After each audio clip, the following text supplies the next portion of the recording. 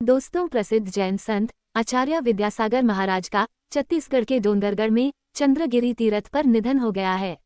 आचार्य विद्यासागर महाराज दिगंबर जैन समुदाय के सबसे प्रसिद्ध संत थे। आचार्य विद्यासागर को उनके उत्कृष्ट विद्वत्ता और गहन आध्यात्मिक ज्ञान के लिए जाना जाता था। प्रधानमंत्री नरेंद्र मोदी ने भी जैन संत आचार्य विद्यासागर महाराज के निधन पर शोक व्यक्त किया। पीएम मोदी ने आचार्य विद्यासागर जी के निधन को राष्ट्र के लिए अपूरणीय क्षति बताते हुए समाज में आध्यात्मिक गुरु के योगदान के गहरे प्रभाव की सराहना की। जैन संत आचार्य विद्यासागर ने जैन धर्म में प्रसिद्ध संलेखना विधि से अपने प्राण का त्याग किया। आज के इस वीडियो में हम इस संलेखना प्रथा के बारे में ही जानेंगे, तो चलिए इसके बारे में जानते हैं। दोस्तों, आचार्य ज्ञान सागर के शिष्य आचार्य विद्यासागर ने 77 साल की उम्र में 3 दिनों के उपवास के बाद अपना देह त्याग किया है। उनके शरीर त्यागने का पता चलते ही उनके आखिरी दर्शन के लिए लोगों की भीड़ उमड़ पड़ी। पिछले साल 5 नवंबर को पीएम मोदी ने डोंगरगढ़ पहुंचकर उनका आशीर्वाद भी लिया था। चलिए तो जानते हैं कि संत विद्यासागर महाराज कौन थे। जैन संत विद्यासागर महाराज का जन्म कर्नाटक के बेलगांव के सदलगा गांव में 10 अक्टूबर 1946 को हुआ था। उनके 3 भाई और 2 बहनें हैं। उनकी बहनों ने भी ब्रह्मचर्य लिया है।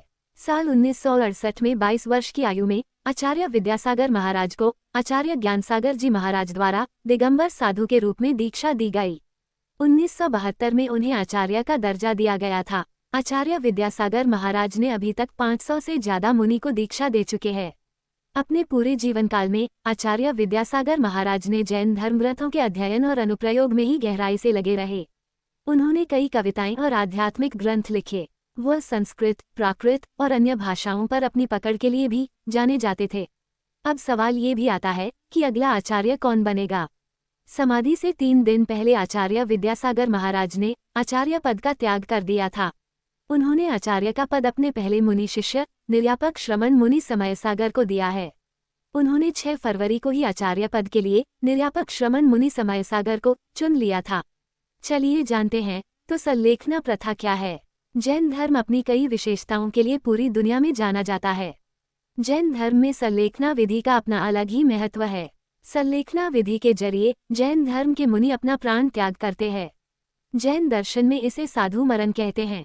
संलेखना प्रथा में देह त्याग करने के लिए स्वेच्छा से अन्न और जल का त्याग किया जाता है और परमात्मा के प्रति अपना ध्यान करना होता है। संलेखना शब्द सत और लेखन के योग से बना है, जिसका अर्थ होता है अच्छाई का लेखा जोखा।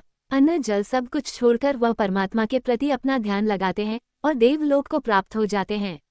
इस प्रथा को जैन धर्म में कई अन्य नामों से भी जाना जाता है, जैसे कि सांथारा, संन्यास मरण, समाधि मरण, इच्छा मरण इत्यादि।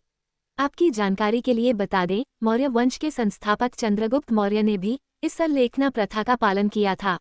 उन्होंने भी इसी विधि से अपने प्राण का त्याग किया था। उन्होंने कर्नाटक के श्रावण बेलगोला में संलेखना विधि अपनाकर अपना देह त्याग किया था। इतिहास में पहले भी जैन धर्म में आस्था रखने वाले लोग संलेखना के माध्यम से प्राण त्याग चुके हैं। जानकारी अच्छी लगी हो तो वीडियो को लाइक और शेयर करना ना भूलें। साथ ही हमारे चैनल को भी सब्सक्राइब करें ताकि आप लोगों को इस तरह की वीडियो मिलती रहे।